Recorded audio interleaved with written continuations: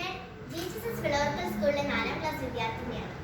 ഞാൻ 2ാം ക്ലാസ്സിന്റെ വെക്കേഷൻ തൊട്ടാണ് വായിച്ചു തുടങ്ങിയത്. വായിച്ചു തുടങ്ങിയപ്പോൾ അച്ഛനും അമ്മയൊക്കെ പറഞ്ഞു, നീ ഇങ്ങനെ വായിക്കാതെ കുറച്ച് ആസ്വാദന കുറിപ്പുകളൊക്കെ എഴുതാൻ പറഞ്ഞു. അങ്ങനെയാണ് ഞാൻ ആസ്വാദന കുറിപ്പൊക്കെ എഴുതിയത്. അപ്പൊ അച്ഛനും അമ്മയും എനിക്ക് പുസ്തകങ്ങളൊക്കെ വാങ്ങിച്ചു തരുമായിരുന്നു.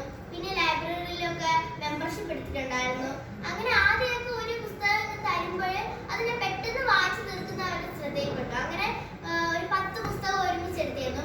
അപ്പോൾ ഒരാഴ്ചക്കുള്ളിൽ വായിച്ചു തീർത്തു. അങ്ങനെയൊക്കെ സ്കൂൾ ലൈബ്രറിയിൽ നിന്നാണ് ഞാൻ പുസ്തകങ്ങൾ എടുത്ത് വായിക്കാറ്. അപ്പൊ ഇപ്പൊ 15 പുസ്തകങ്ങൾ തന്നിട്ടുണ്ട് ക്രിസ്മസ് വെക്കേഷന് വായിക്കാനായിട്ട്. പിന്നെ ഈ വായനയുടെ ലോകത്തേക്ക് ഇറങ്ങി ചെന്നിട്ട് എനിക്ക് ഒത്തിരി നേട്ടങ്ങളാണ് ഉണ്ടായത്. എനിക്ക് 2ാം ക്ലാസ്സിൽ തുറന്നു വിട്ട് തത്ത എന്ന പാഠമുണ്ട്. അത് എഴുതിയത് സി റഹീം സാറാണ്. ആ സാറിനെ എനിക്ക് നേരിട്ട് കാണാൻ പറ്റി. പിന്നെ നക്ഷത്രവും പൂവും എന്ന കവിത എഴുതിയത് വീരാൻകുട്ടി മാഷിനെയാണ്. വീരാൻകുട്ടി മാഷിനെ എനിക്ക് നേരിട്ട് കാണാൻ പറ്റി. സാറിന്റെ മുന്നിൽ എനിക്ക് സാറിന്റെ തന്നെ കവിത ചൊല്ലാൻ പറ്റി. അതൊക്കെ ഒരു ഭാഗ്യമാണ്.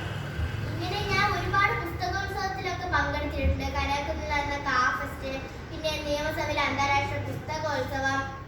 ഇപ്പൊ ഞാൻ നിൽക്കുന്നത് നവകേരള സദസ്സിലാണ്. 21 മന്ത്രിമാരെയും മുഖ്യമന്ത്രി അടക്കം 21 മന്ത്രിമാരെയും ഒരുമിച്ച് കാണുന്നത് ഇത് ആദ്യമായിട്ടാണ്.